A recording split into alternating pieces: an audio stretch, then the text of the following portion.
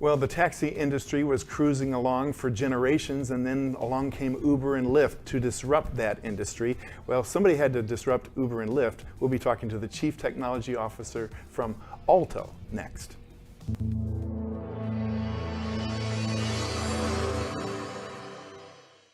Many are predicting that the worst is yet to come, which is unfortunate, said one person here.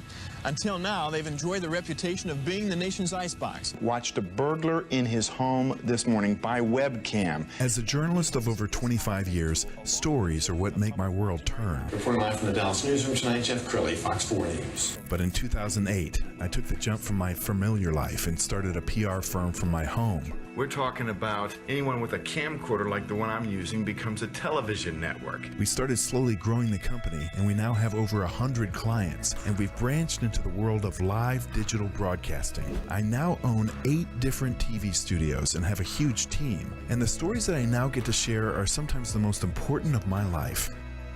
Life has a funny way of coming around full circle. This is the Jeff Crilley Show.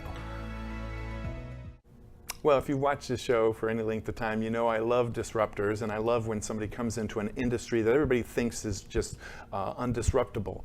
Well, my next guest is Jonathan Campos. He's the CTO of Alto. Thanks for coming on the show. Thank you for having me. It was great to be invited. Absolutely. Well, first I got to brag about you guys because you are our go-to ride these days. My wife introduced me to Alto about 6 months ago, and it was new. I had never heard of it before, but the experience is over the top. Tell us the history. I totally agree with you. The experience is over the top. The history is Will Coleman, the CEO, was working with some of our very early investors while he was still back at McKinsey, and they were looking to find out, is there any space in the transportation world? Does Uber and Lyft just have everything locked up? Some of our other competitors, what are they doing? And we found that there's actually quite a big gap of users that just don't feel comfortable with some of the people that are out there in the world. And because of that, Will started this company. He brought in a good friend of his, Alex Halbadier, and they created Alto, where the real focus is how we can provide clean, safe, reliable rides for all of our guests. And I think it's really interesting and telling that your wife brought you Alto. Same thing for me when Will was coming to me, and I was, employee number 3 or 4, very early on. And at first, I thought, similar to what most people think, that there's big companies out there. Where's the space? And I was talking to my wife, and I was like, women are a big user of this service, or we believe would be a big user of the service, our target audience. Is there a space there for them? And I looked at her, and I was like, we use some of the other competitors. Is there really a problem? Like, what are they solving? And she goes, yes, we use those competitors. I, by myself, do not feel comfortable in any of those other cars. I don't feel comfortable when you leave the car too quickly and I'm still in the car. And I was like, wow, that was my telling moment. And that's when I sent Will a message and I said, let's make this happen. I love it. That may end up being one of the best decisions you've ever made in your life. We have a nice overview video. Let's go ahead and watch that now. We started Alto with a simple mission: to safely deliver the world's most precious cargo, you and your family. We built our company to deliver you the safest, most consistent, highest quality passenger experience in the world. We've always set the standard for safety with background checked and drug tested employees, not contractors. Every Alto is a company-owned vehicle, which is cleaned and maintained daily, and we monitor each trip with secure cloud-based video. Each vehicle in the fleet is outfitted with a custom protective barrier between the driver and passenger compartment, and also has a HEPA air cabin filter, which removes 99.9% of airborne particles. In addition to our daily deep cleaning procedures, which use EPA-registered disinfectants, our drivers are disinfecting high-touch surfaces in the vehicle between each trip. And all of our vehicles have been treated with PermaSafe. PermaSafe is an EPA-registered, hospital-grade sanitizing mist that kills 99.9% of bacteria and viruses, including emerging pathogens like COVID-19. The PermaSafe product forms a covalent bond with every surface in the vehicle, creating an invisible antimicrobial shield that kills germs on contact for a full 3 months. We know movement is critical to our society. So when you're ready, we're ready.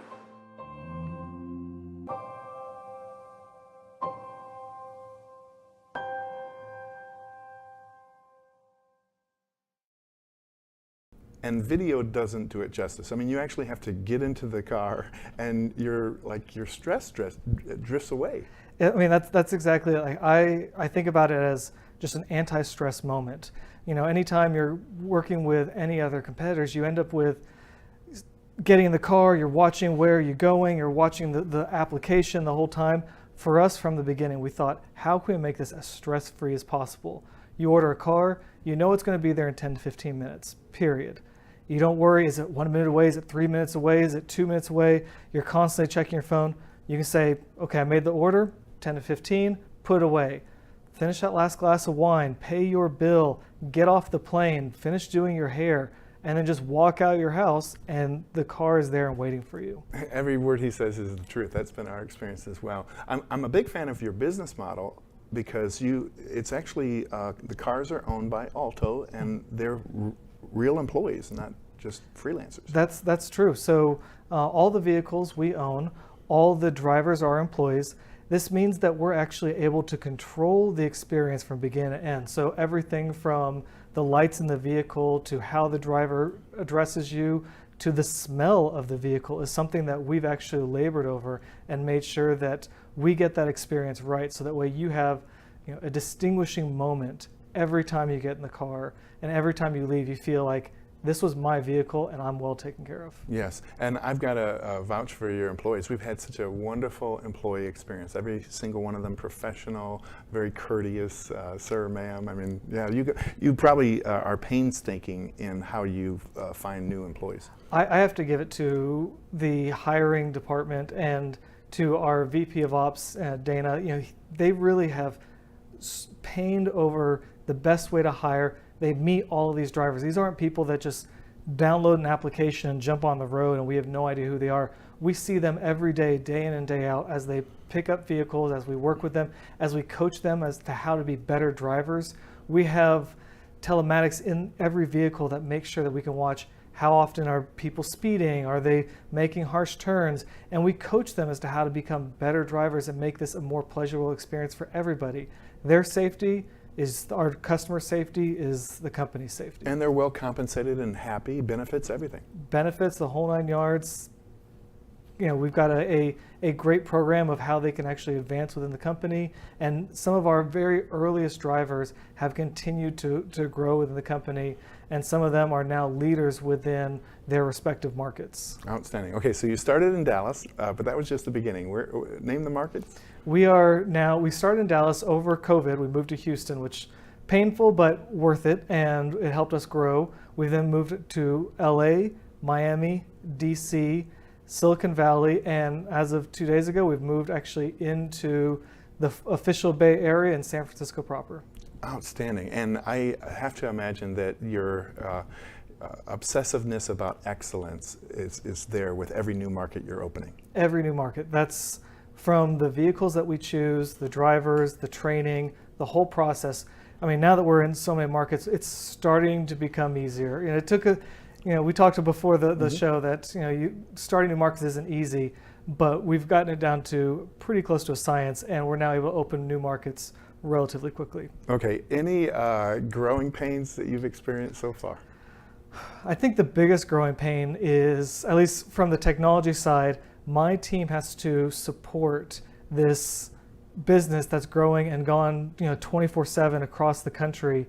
Now we've got our engineers that are having to work on rotating shifts to stay awake and stay available to any customer issues. So I think that's probably some of the biggest growing pains from the technology side.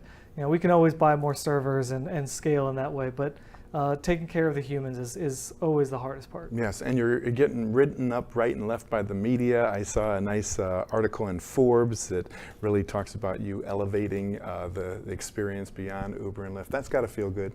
It does feel good. Some other things that have been written about us recently is people when we first started off, a lot of people and early investors were looking at us and saying, well, you're asset heavy. You own all the vehicles. You have these depots. This seems like quite a big operation, versus some of your competitors, which they're pretty asset light. Now time has passed and people are starting to see the benefits to us owning the entire process, the entire stack from top to bottom, to where now the depots and the vehicles and our drivers are seen as, not just assets, but seen as ways that we can do things that none of our competitors can. Over COVID, we were able to get back on the road and clean our cars to a level that none of our competitors could talk about. But we were able to do that. We were able to put in new processes within 24 hours of something new coming down from the CDC. Again, something none of our competitors could even dream of doing. Okay, and I know you can't talk about specific markets that you'll be opening, but let's talk about the future. Yes, the future is growing into new markets. We've got many coming out this year. We also then have been working towards our EV transition and getting more electric vehicles on the road. This is something that we're going to be working to until next year. Outstanding. Okay, any final thoughts? What would you like to leave the audience with? Oh, I'd like to leave the audience with, get in a vehicle. You definitely need to try it. Try it once, try it twice. I promise you, you'll realize this is a special moment and I just can't go back to anything else. Yeah, and that's my experience as well. And this is an unpaid plug. I'm a huge fan. We'll never use anybody else. We'll end with the website, which is ridealto.com. Jonathan Campos, thanks for coming on the show. Thank you for having me. That's it for now. We'll see you next time.